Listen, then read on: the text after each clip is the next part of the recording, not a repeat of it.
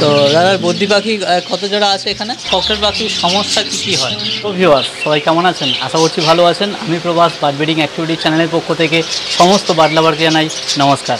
Viewers, আজকে আমি আছি একজনের বাড়িতে, যেটা হচ্ছে সংগ্রামপুর স্টেশনের কাছাকাছি। তো ওনার সেটআপে আছি।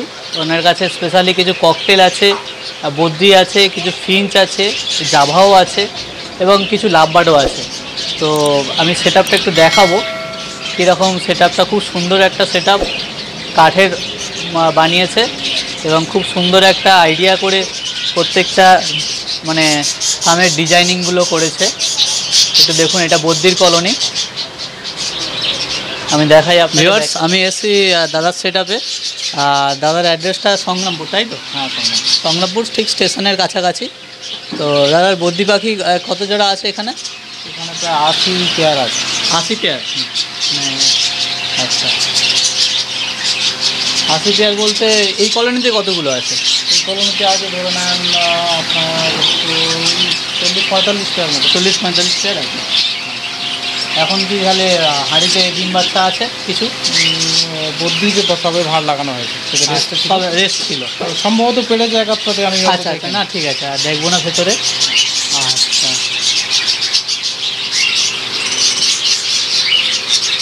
এই জল বলতে কিসে দেন? ওই ফিটারে দেওয়া হয়, মাঝে মাঝে করার জন্য, ওই স্নান করার জন্য করা হয়, স্প্রে করে দেওয়া হয়। আচ্ছা আচ্ছা, এটা দিলে কোনো অসুবিধা হয় না? ছাড়া মানে বাইরে জলটা দিলে, এটা দিলে কি হয় মানে জলে পায়খানা করে না বা পরিষ্কার। আচ্ছা আচ্ছা, ঠিক আছে, এটা আমার মত আর কি, অনেকের সেটা আলাদা হতেই পারে। আচ্ছা, আর এখানে ফ্যান লাগানো আছে হাওয়া দেওয়ার জন্য বদ্রিতে। এটা শীতে আবার আমি বাইরের দিকে করে দিই। আচ্ছা, হাওয়াটা বাইরে চলে যাবে। আচ্ছা, এটাও টেম্পারেচার কন্ট্রোলার রুমটা। আচ্ছা, এই লাইটগুলো অন করতে পারে। এখন কত আছে? 32.8। আচ্ছা, বাহ। আর এখানেও কিছু বদ্রি আছে। এগুলো তো রেস্টে আছে কিছু, আর এটা মাস্টার পেশার যেমন 2-1টা আছে এর মধ্যে। এরা 7-8টা করে বাচ্চা করে। আচ্ছা, 7-8টা ডিম পাড়ে এবং 7-8টা বাচ্চা। এদের হাঁড়ি দেওয়া নেই নাকি? না, এখনো একটু রেস্টে রেখে। এদেরই বাচ্চা সেই ওখানে আছে, এই নিচেই ঘরে একটা দাঁড়ি বাচ্চা দেখেন। আচ্ছা, একসঙ্গে সব আলাদা আলাদা। আচ্ছা, এখানে ককটেল, জানি এটা ককটেলের সঙ্গে জোড়া দিয়েছি। আচ্ছা, এই স্পেশালের সঙ্গে ককটেলের জোড়া আছে। ককটেলের জোড়া করে দিই আর নতুন করে এটা করার জন্য একসঙ্গে। আচ্ছা, এর সঙ্গে যেটা ছিল প্যাচলের ওপারে 6-7টা ডিম আছে, 6টা কি 7টা সব একটা বাচ্চা। 6টা ডিম ছিল, একটা বাচ্চা ফুটেছে। একটা মনে হয় cockatiel। হ্যাঁ হ্যাঁ, বাহ। হ্যাঁ হ্যাঁ, এটাও ডিম আছে, এরও বাচ্চা তুলে নিয়েছি আমি। এটা একটা মজার, বাচ্চাগুলো তুলে নিলে বাচ্চাটা অনেক বড় পাওয়া যাবে। আচ্ছা, যদি হ্যান্ডফিড করান সেই জন্য তো বাচ্চাটা বেশ অনেক পাওয়া যায়। এরা একদম শান্ত প্রজাতির না? খুব শান্ত প্রজাতির পাখি, এত শান্ত প্রজাতির পাখি দেখা যায়। আর এখানেও আছে আমার 15 pair total, 14 pair total cocktail আছে। Cocktail 14 pair ready. আচ্ছা, ডিম বাচ্চা দেয় 14 পেয়ার ককটেল আছে। এখানেও আছে, ডিম পেড়ে বসে আছে। আচ্ছা, এটাও ডিম পেড়েছে, ওই ভিতরে আছে, এটাও ডিম পেড়েছে। হ্যাঁ, এটা মেল মনে হচ্ছে না? এটা মেল বসে আছে, আর ভেতরে যেটা ফিমেল ডিমটা দিচ্ছে। এদের বাচ্চা সব। আচ্ছা, এর গেট দুদিকে? হ্যাঁ, দুদিকে গেট আছে এই খাঁচাগুলো? এইগুলো দুদিকে গেট আছে। আচ্ছা, ভাতটার জন্য ওটা ইউজ করি, এদিকে এটাও তো আছে। আর দাদা সাইজটা আরেকবার বলবেন, মানে ককটেলের জন্য আপনি কি সাইজ দিয়েছেন? আমার যেটা মনে হয় সবচেয়ে ভালো সাইজ হচ্ছে 2x2x4 ফুট। আচ্ছা, 2x2x4 ফুট। আচ্ছা, তবে হচ্ছে ছোটোতেও অনেকে পড়াচ্ছে, আমি আচ্ছা মনে করি আমার জন্য এটাই। আচ্ছা আচ্ছা, ঠিক আছে। হাঁড়িতে বাচ্চা দেখিয়ে দিয়েছি, অসুবিধা নেই। আচ্ছা, ককটেল তাহলে স্পেশালি খাবার তাহলে কী দেন? খাবার বলতে এদের ছোলাটা মেন, আর ছোলা। সাথে বিভিন্ন রকম ডাল যেগুলো আমি ভিজিয়ে মাঝে মাঝে দিই। হ্যাঁ, বিভিন্ন পাঁচমেশালি ডাল যেগুলো হয়। আর দ্বিতীয় কথা এদের মেডিসিনটা বা খাবারটা, যেমন শীতের খাবারে সিড মিক্সটা একটু আলাদা হয়ে যায়, আচ্ছা, গরমের সিড মিক্সটা একটু আলাদা হয়ে যায়। আবার ঠিক যখন ছোট বাচ্চা ফোটে তখন একটু এর দানাগুলো একটু কমিয়ে দেওয়া যায়, হিট দানাগুলো। আচ্ছা, এখন তো মোটামুটি গরমও আছে, তাহলে কি দেওয়া হয় খাবারে? এখন ওই সিড মিক্স এই দেখালাম, ওখানে আছে, দেখতে পারেন, যেটা দেখিয়ে দিতে পারেন। এই সিড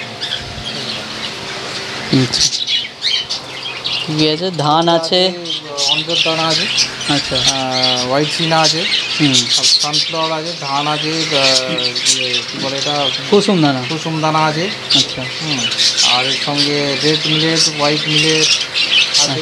আচ্ছা আচ্ছা, এই থাকে। ওটা খুব কম পরিমাণ। ছোলা শুধু ভিজিয়ে দেন না সিদ্ধ করে দেন? ছোলা সিদ্ধ করি না, খেতে চায় না তাকে। আচ্ছা, ভিজিয়ে দিলেই খেতে যায়। ছোলাটা দেশি ছোলা অবশ্যই হতে হয়, যেটা ভিজানোর পরে সাদা থাকে এবং ছোট দানা। আচ্ছা, এই ছোলাটাই খাওয়ানো হয়। এই ছোলা আছে, যদি বলেন এই ধরনের ছোলা, এটা কালকেকার বেশি বলে এরকম লাগছে। হ্যাঁ হ্যাঁ, এই ছোলাটা এরা খায়।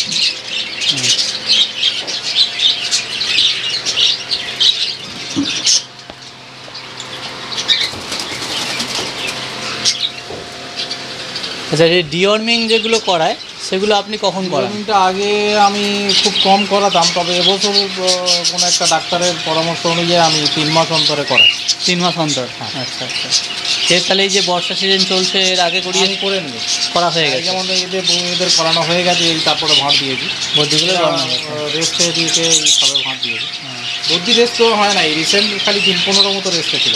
আচ্ছা আচ্ছা, এরা সারা বছরই দিচ্ছে। বদ্যি মোটামুটি আপনার কত করে ডিম দেয়? ডিম বাচ্চা কীরকম? গড় মতো ডিম দেয় অনেক, এরা 6টা-7টা ডিম পাড়ে, তবে কেউ বাচ্চা মানুষ করে 4টে-5টা।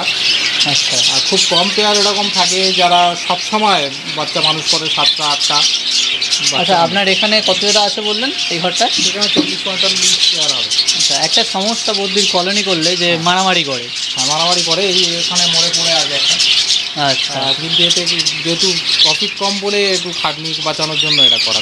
আচ্ছা আচ্ছা, এই মারামারি কম করার জন্য কি করা যায় উপায়? মারামারি কম করার জন্য বদ্যির মারামারি আটকানোর উপায় যেই বলুক, আমার মনে হয় না, আমি বদ্যি প্রথম থেকেই পালছি, যে এদের মারামারি আটকানোর, এদের মারামারিটা হয়, এতদিন কোনো মারামারি হয়নি। হ্যাঁ, যেই ভাঁড়গুলো লাগানো হয়, ভাঁড় দখলের সময় মারপিট এটা করে। দ্বিতীয় কথা, যখন ওই ডিম বাচ্চা করে আর কি, সেই সময় খাবার নিয়ে একটা মারপিট করে। হ্যাঁ, এইরকমভাবে এদের একটা হতে থাকে। আচ্ছা, এদের মারপিট আটকানোর রাস্তা আমার জানা তো নেই। তবে বদ্যিগুলোর হেলথ খুব ভালো। হ্যাঁ, হেলথ পাখি আমি দেখে রাখি, প্রায় হেলদি পাখি সবগুলো। ককটেলগুলো দেখতে পারেন, মানে সাইজ সব একদম বেটার সাইজ, ছোটো ককটেল নেই, বড় সাইজের ককটেল। এখন সব ডিম বাচ্চা আছে, রেস্টে থাকলে মানে এদের চেহারা আরও পাল্টে যায়। আচ্ছা, হ্যাঁ, এর কিরকম মেডিসিন ককটেলের কীরকম দেন?